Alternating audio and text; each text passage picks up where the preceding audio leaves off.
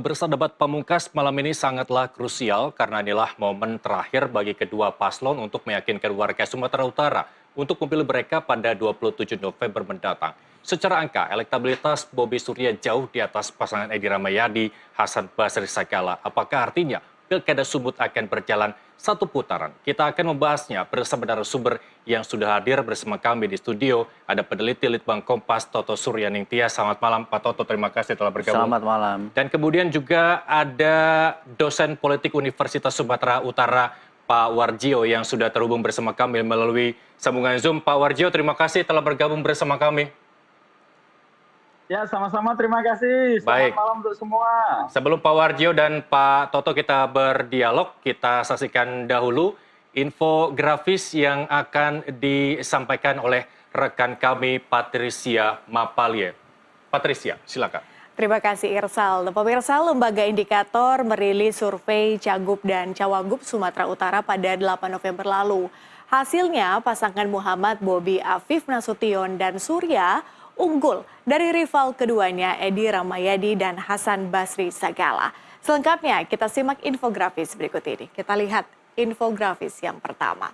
Ini adalah simulasi semi terbuka Cagup Cawagup Sumut 2024 dan dapat dilihat pada simulasi semi terbuka ini nama calon gubernur dan wakil gubernur Sumatera Utara Muhammad Bobi Afif Nasution menempati posisi tertinggi dengan persentase dukungan sebesar 60,6%. Sementara Edi Rahmayadi berada di posisi kedua dengan persentase dukungan sebesar 28,6%.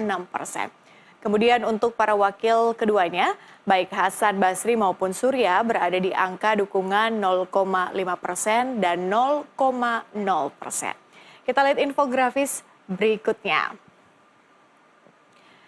Ini adalah simulasi dua nama calon gubernur.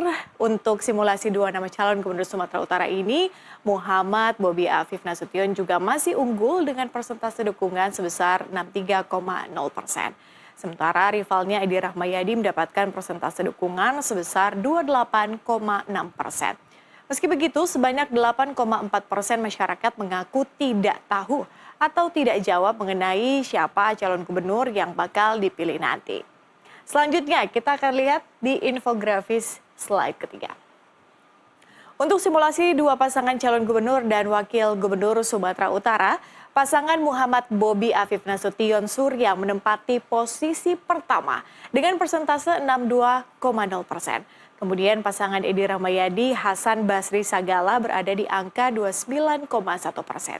Dan untuk yang tidak tahu atau tidak jawab sebesar 8,8%. Selanjutnya kita lihat dalam infografis berikut ini. Untuk tingkat ketahuan dan kesukaan terhadap calon, Muhammad Bobi Afif Nasution mendapatkan persentase tingkat ketahuan sebesar 89,1%. Dan untuk persentase kesukaan sebesar 79,4%. Kemudian Edi Rahmayadi mendapatkan persentase tingkat ketahuan sebesar 84,0%. Dan persentase kesukaan sebesar 62,3%. Selanjutnya kita lihat di slide yang terakhir. Surya mendapatkan persentase tingkat ketahuan sebesar 33,7% dan persentase kesukaan sebesar 75,0%. Kemudian Hasan Basri Sagala mendapatkan persentase tingkat ketahuan sebesar 27,2% dan persentase kesukaan sebesar 71,0%. Dan itu dia infografis terkait dengan pemilihan atau pilkada Cagup Cawagup di Sumatera Utara. Dan tentu ini yang nantinya akan dielaborasi oleh Irsal juga. Kedua narasumber, silakan Irsal. Baik, terima kasih Patricia Mapalie untuk menghadirkan data yang bersumber dari indikator. Tapi saya mau data dari Pak Toto selaku peneliti Litbang Kompas.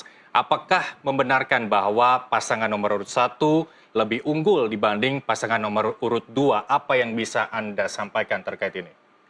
Ya, kalau dari data kami menggunakan metodenya namanya tertutup ya.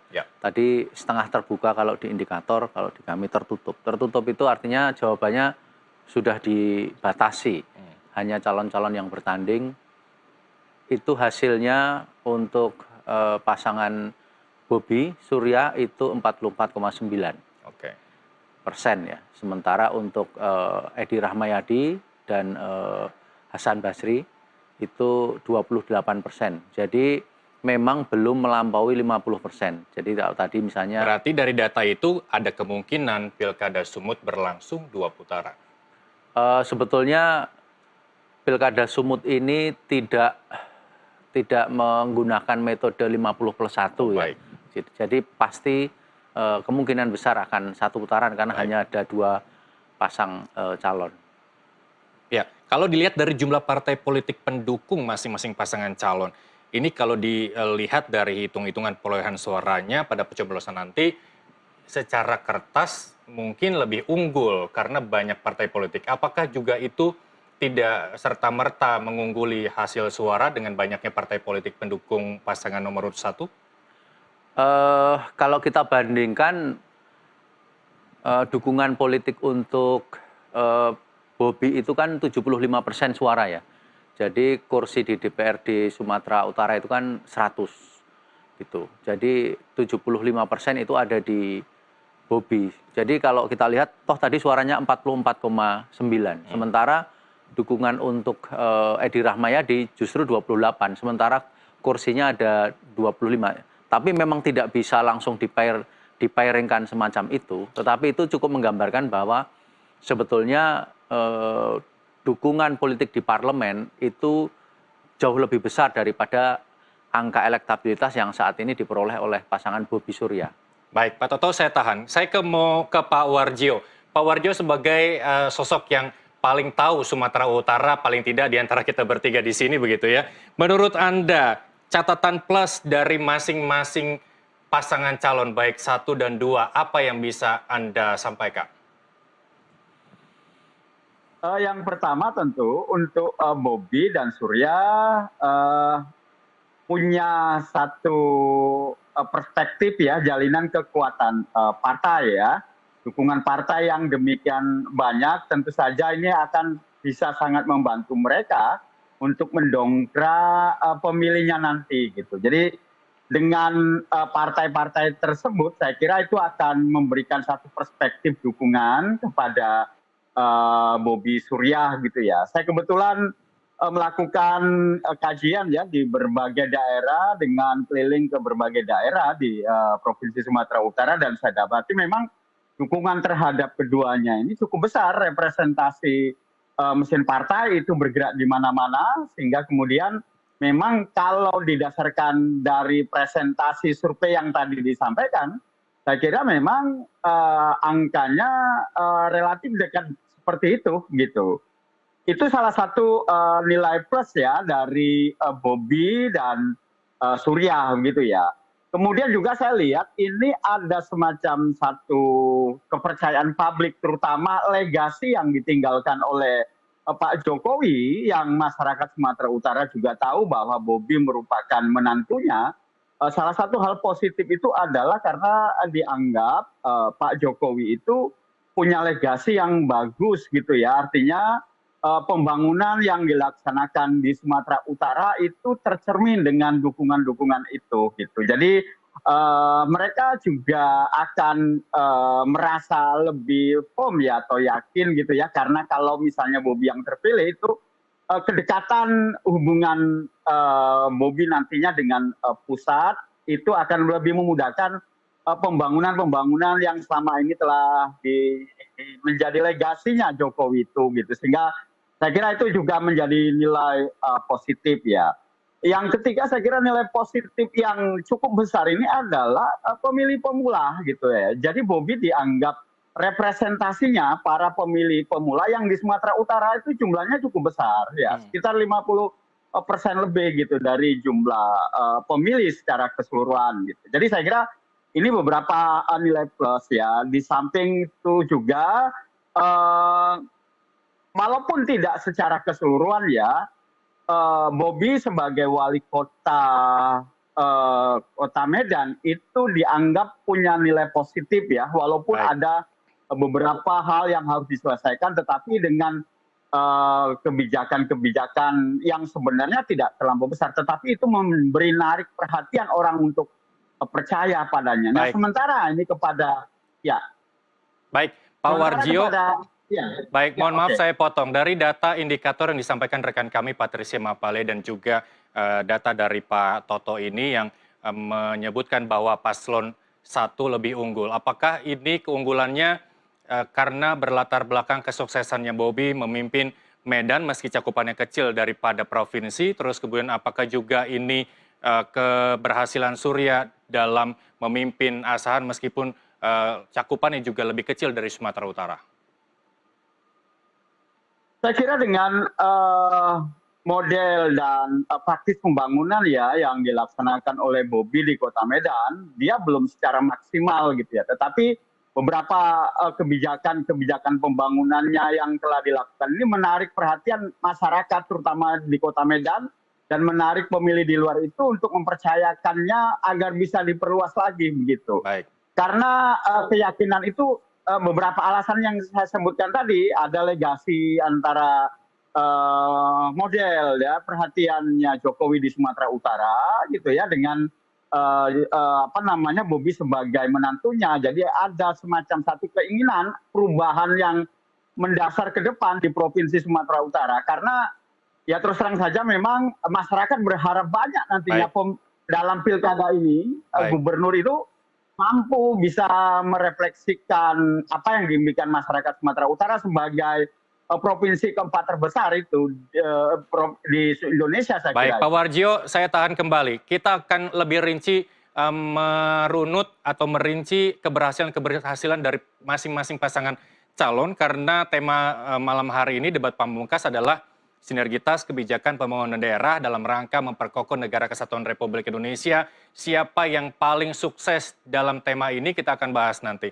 Saya kembali ke Pak Toto. Dari kemungkinan 75% suara ini sudah dikantongi oleh pasangan nomor urut 1, lalu apa PR pasangan nomor urut 2 untuk mengejar ketertinggalan dukungan dari partai politik yang cenderung kecil? Dari mana suara mereka harus dulang? Kalau dari survei kami masih ada 27% suara yang undecided voters. Meskipun pasti 27% itu tidak semuanya akan memilih karena pasti di sana juga ada golput dan rencana tidak mencoblos dan seterusnya. Akan tetapi masih bisa ditelusuri yaitu karena kalau dari data kami pemilih PDIP itu masih terpecah. Tidak solid dalam mendukung Pak Edi Rahmayadi yang notabene dicalonkan oleh PDIP. Bahkan lebih banyak pemilih PKS yang mendukung Edi Rahmayadi dan Hasan Basri. Jadi ini kan sebuah kondisi yang tidak ideal karena justru struktur partai yang mencalonkan itu tidak mampu memberikan dukungan secara